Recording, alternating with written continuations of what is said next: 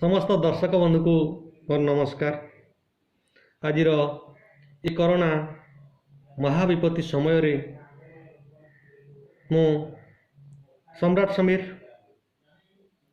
एक निछक सत्य घटना पर आधारित एक कविता नहीं आसी। कविताटर शीर्षक है कांदुछि शव। मशाणी रे आज कांदु अछि शव, बुझे नहीं तार मन। मशाणी रे आज कांदु अछि शव, बुझे नहीं तार मन।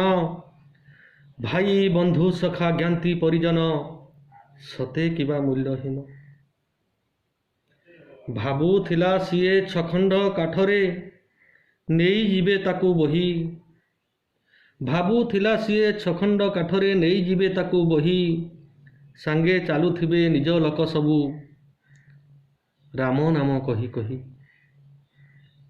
अपेक्षा करिला घंटा घंटा धरी, बारंडारे पड़ी रही।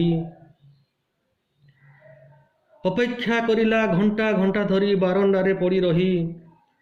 पोड़ी की पाउंस होई गला पछे, आसिलेनी बाप भाई।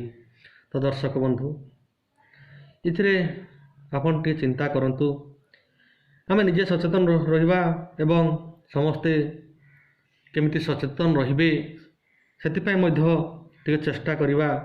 सब बेले सामाजिक दूरत्व रक्षा करिबा, मास्क पिंधिबा एवं सैनिटाइजर रे हमर हाथ सफा रखिबा। ये सब कले बोध हुए आमे कोरोना को विजय लाभ करि पारबा।